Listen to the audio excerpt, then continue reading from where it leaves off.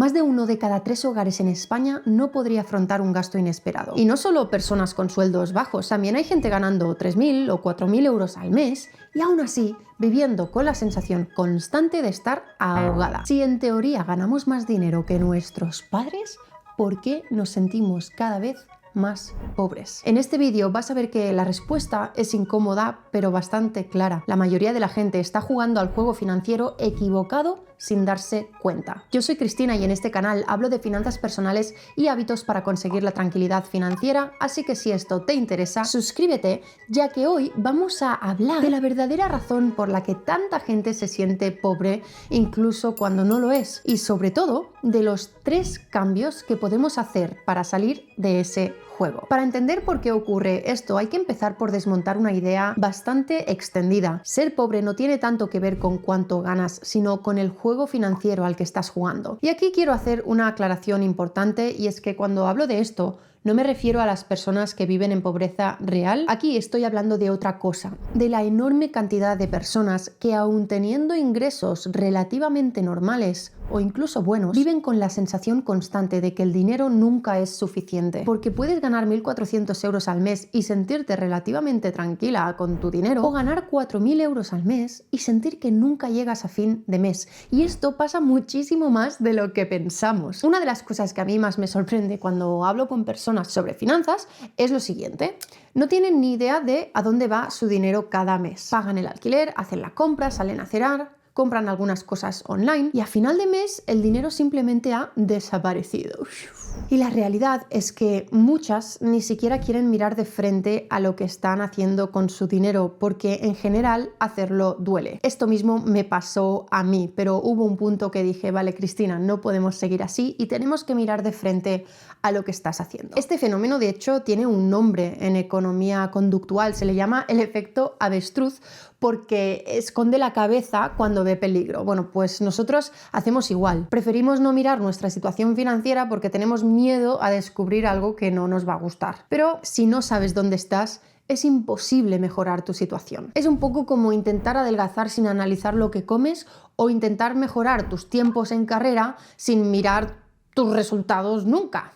Ahora, el dinero se nos va por 2 sitios, con los grandes gastos y con los pequeños. Solemos tener clarísimo los grandes, ¿no? El alquiler, la hipoteca, los suministros o la cuota del coche. Pero los pequeños, pues son otra historia. Hoy en día vivimos en una economía de la suscripción: Netflix, Spotify, Amazon, apps, software, plataformas, gimnasios, servicios digitales. En varios estudios se ha visto que cuando se le pregunta a la gente cuánto cree que gasta al mes en suscripciones, la mayoría estimamos cifras bastante bajas. Pero cuando revisamos nuestras cuentas, descubrimos que estamos pagando muchísimo más de lo que pensábamos. Yo no estoy en contra de las suscripciones, personalmente tengo varias y todas tienen una función muy concreta. Lo que me parece peligroso es el descontrol, porque cuando son inconscientes, tomadas en un momento de emoción y luego olvidadas, ahí se van apilando sin que te des cuenta. Y esto ocurre porque son pagos pequeños, automáticos y silenciosos. Simplemente es dinero que pues sale de tu cuenta y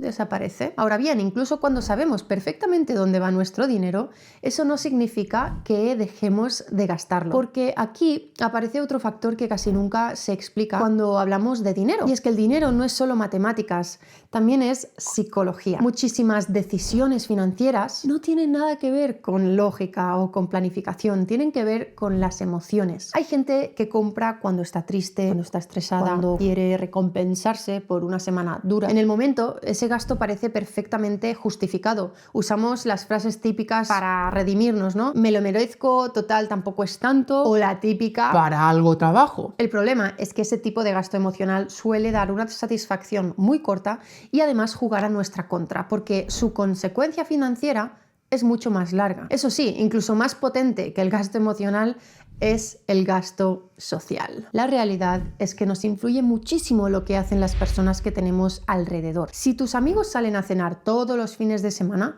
es muy difícil no hacerlo. Si todo el mundo se va de viaje constantemente, sientes que tú también deberías hacerlo. Y lo mismo ocurre en el sentido contrario. Si estás en un espacio donde la gente habla de finanzas personales, de ahorrar e invertir y de gestionar mejor el dinero, lo más probable es que tú también empieces a interesarte por ello y a hacerlo. Al final, los seres humanos aprendemos muchísimo por imitación. Por eso dentro de mi comunidad Cash in Drama ocurre algo bastante interesante, y es que al hablar de dinero en comunidad, invertir en comunidad y compartir decisiones financieras, muchas personas descubren que es mucho más fácil tomar decisiones inteligentes con su dinero cuando no se sienten ni solas ni raras por hacerlo. Porque cuando el entorno empuja hacia una dirección, es mucho más fácil seguir ese camino. El problema es que en la mayoría de los casos el entorno no nos empuja hacia decisiones financieras inteligentes, sino hacia otra cosa mucho más peligrosa: la comparación constante. Compararnos con los demás es casi inevitable, pero el problema es que siempre estamos comparando nuestra vida normal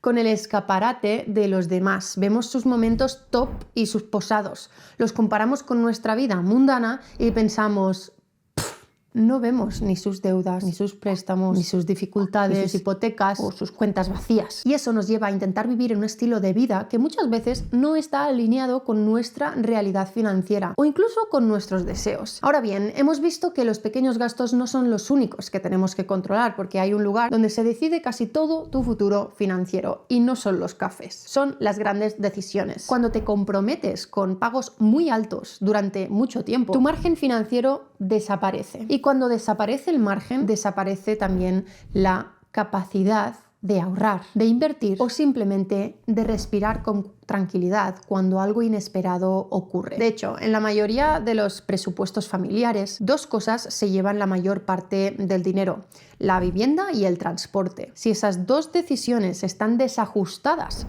con respecto a tus ingresos, da exactamente igual que dejes de comprar cafés o que canceles Netflix. El problema no está ahí. Y esto es algo que muchas personas descubren demasiado tarde, porque cuando firmas una hipoteca demasiado grande o un coche demasiado caro, no estás tomando una decisión puntual, estás comprando años de presión financiera. En definitiva, si metemos estos dos ingredientes en la olla, los gastos hormiga y los gastos grandes, tenemos un cóctel molotov que solo puede llevar a algo.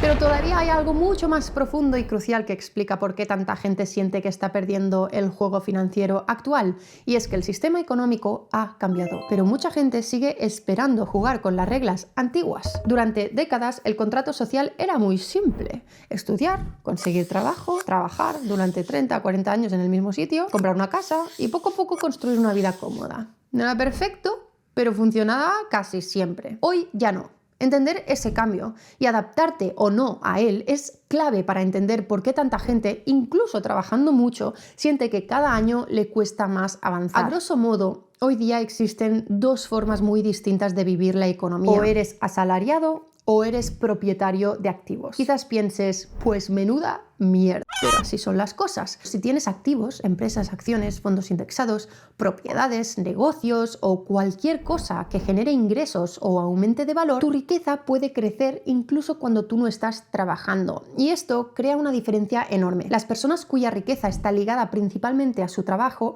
avanzan mucho más lentamente que aquellas cuya riqueza está ligada a activos que se revalorizan con el tiempo. Si todo tu progreso financiero depende únicamente de intercambiar tu tiempo por dinero, estás jugando una versión del juego desactualizada que cada vez es más difícil de ganar. Ahora bien, todo esto puede sonar un poco deprimente, la verdad, porque parece que esté diciendo, bueno, pues mira, el sistema ha cambiado y estamos en el pozo, y mala suerte. Pero no, yo pienso que aunque el juego haya cambiado, sí podemos adaptarnos o intentarlo y cambiar la forma en la que jugamos. Yo no soy billonaria ni tengo la receta perfecta para el éxito, pero en los 7 años que llevo invirtiendo, aprendiendo sobre dinero y creando negocios, he aprendido varias cosas importantes y sobre todo he aplicado 3 cambios que me han ayudado a prosperar y a no depender únicamente de las horas que trabajo para ganar dinero. Y el primer cambio es empezar a comprar activos, aunque sea poco a poco. Un activo puede ser muchas cosas: una empresa, una vivienda alquilada, un negocio, acciones, ETFs, fondos indexados, cualquier cosa que tenga la capacidad de producir ingresos o crecer de valor. Yo cuando empecé a invertir escogí los fondos indexados a través de un robo-advisor por su simplicidad. Aunque no fuera nada espectacular, quería crear un sistema que me funcionara tanto con 100 como con 100.000 euros. Con esta idea en mente empecé metiendo 100 euros al mes, luego 200, luego 300.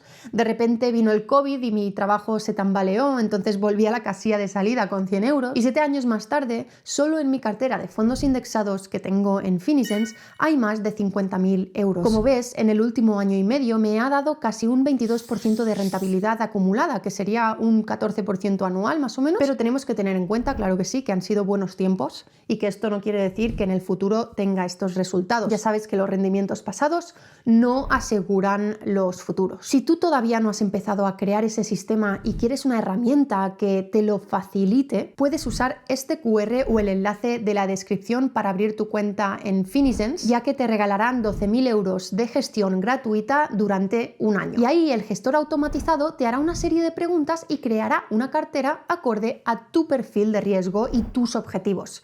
Yo escojo Finicens por varios motivos, pero los principales son su atención al cliente, que es excelente, su composición de carteras, que me parece óptima, y sus bajas comisiones, que además te reducen cada año en un 0,02%, y gracias a eso, con el paso del tiempo, este es el RoboAdvisor más barato del mercado. Lo importante para mí fue dejar de pensar únicamente en lo que podía comprar para consumir y empezar a pensar también en lo que podía comprar que me generara dinero en el futuro, porque cuando empiezas a acumular activos, aunque sea poco a poco, ocurre algo muy interesante, y es que tu dinero empieza a trabajar contigo sin que tú hagas nada extra. El segundo cambio que hice fue controlar el estilo de vida incluso cuando ganaba más. Cuando mis ingresos rondaban los 1.200 euros al mes, pero eran fluctuantes, yo me aseguraba de que mi vida, mi alquiler, mi comida, transporte, lo básico, no superara los 800 y pico euros. De hecho, hay un vídeo de hace muchos años que hice donde analizo mis gastos, lo dejaré por aquí. Tenía muy claro que si mis ingresos eran fluctuantes, tenía que mantener mi estilo de vida lo más ajustado que fuera posible, pues para asegurarme de que no me pillaba los dedos ningún mes. Y cuando venían ingresos de más, pues perfecto, podía ahorrar o invertir más.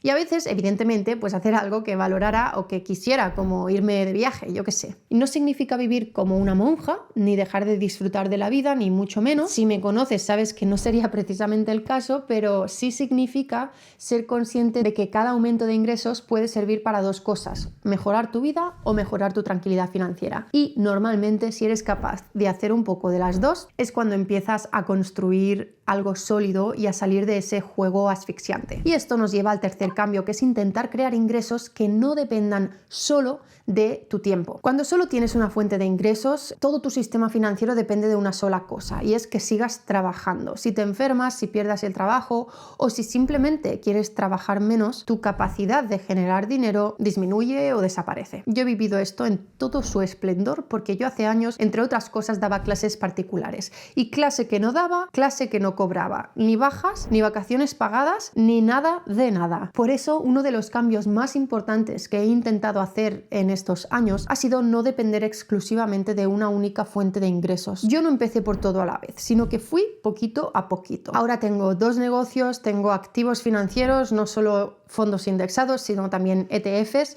y recientemente he hecho mi primera inversión inmobiliaria. Con esto no quiero que pienses que estoy alardeando, ni muchísimo menos. Lo que te estoy intentando decir es que yo hace 7 años vivía con 800 euros al mes y no tenía ni un euro invertido en nada, ni negocios. Y a base de mucho esfuerzo y de trabajo, hoy he podido construir todo esto. Y no me considero que tenga un don ni nada por el estilo. Así que yo creo que quizá no todo el mundo lo puede hacer, pero la mayoría de personas sí pueden mejorar su situación financiera. Y ojo, que sigo trabajando y mucho, pero ahora mi situación financiera no depende únicamente de eso. Hay pequeñas piezas del sistema que ya funcionan, aunque yo no esté delante del ordenador. Y cuando empiezas a construir estas piezas, poco a poco ocurre algo muy interesante, y es que tu dinero empieza a ganar resiliencia. Y eso, más que la riqueza extrema o los coches de lujo, es lo que realmente te acerca a mi querida tranquilidad financiera. Si todo esto te parece interesante y quieres trabajar en la gestión óptima de tu dinero, la inversión simple, el aumento de ingresos y entender cosas como lo que es un fondo indexado,